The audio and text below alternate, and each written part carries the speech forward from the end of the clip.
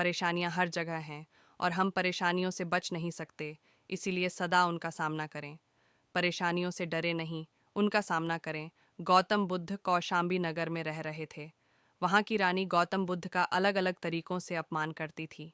रानी ने अपने कुछ लोग बुद्ध को अपमानित करने के लिए और परेशान करने के लिए उनके पीछे लगा दिए थे। रानी के आदेश पर वे सभी लोग बुद्ध का विरोध कर रहे थे, लेकिन बुद्ध ने किसी से कुछ नहीं कहा। उस समय बुद्ध के साथ उनका एक शिष्य भी था। उसका नाम था आनंद। आनंद ने बुद्ध से कहा, मैं लगातार देख रहा हूँ कि ये लोग जानबूझकर हमारा अपमान कर रहे हैं। जहाँ हमारा अपमान होता है, ऐसी जगह हमें नहीं रुकना चाहिए। बुद्ध ने आनंद से पूछा, हम कहाँ जाएंगे? आनंद ने कहा, किसी और जगह चले जाएंगे जहाँ ऐसे लोग ना हों। बुद्ध बोले, अगर वहाँ भी ऐसी ही परेशानियों बनी तो फिर कहाँ जाएंगे और हम कब तक भागते रहेंगे? अपमान भी एक समस्या है।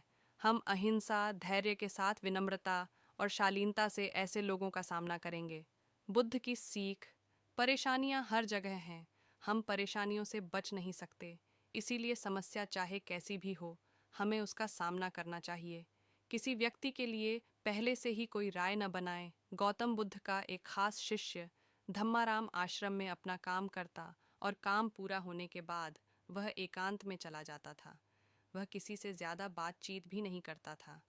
जब धम्माराम एकांत में ज़्यादा रहने लगा तो अन्य शिष्यों को लगा कि इसे घमंड हो गया है। शिष्यों ने बुद्ध से धम्माराम की शिकायतें करनी शुरू कर दी। एक दिन बुद्ध ने धम्माराम से सभी शिष्यों के सामने पूछा, तुम ऐसा क्यों करते हो? धम्माराम बोला, आपने कहा है कि कुछ दिनों में आप ये संसार छोड़े देंगे, तो मैंने ये विचार किया है कि जब आप चले जाएंगे तो हमारे पास सीखने के लिए क्या रहेगा। इसीलिए मैंने ये तय किया कि मैं एकांत और मौन को समझ लूँ, ठीक से सीख लूँ। ये दो काम आपके जीते जी मैं करना चाहता हूँ। बुद्ध ने अन्य शिष्यों से कहा, तुम सभी ने देखा कुछ और समझा कुछ।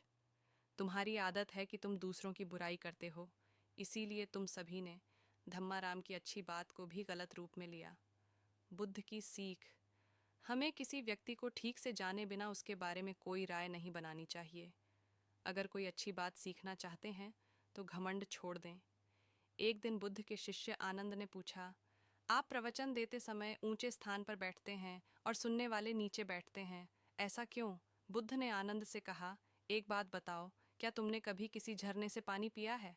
आनंद बोला, हाँ, मैंने झरने से पानी पिया है। बुद्ध ने पूछा, तुमने पानी कैसे पिया? आनंद ने कहा, झरना ऊपर से बह रहा था, मैं झरने के नीचे खड़ा हो गया और पानी पी लिया। बुद्ध बोले, अगर झरने से पानी पीना है तो नीचे ही खड़े होना पड़ेगा। जो सत्संग, कथा या प्रवचन होता है, उसमें कहने वाला ऊपर बैठता है। उस कथा का संदेश ग्रहण करना है तो सुनने वाले को नीचे ही बैठना होगा। नीचे बैठने से हमारे स्वभाव में विनम्रता आती है, हमें अच्छी बातों को जीवन में उतारने की प्रेरणा मिलती है।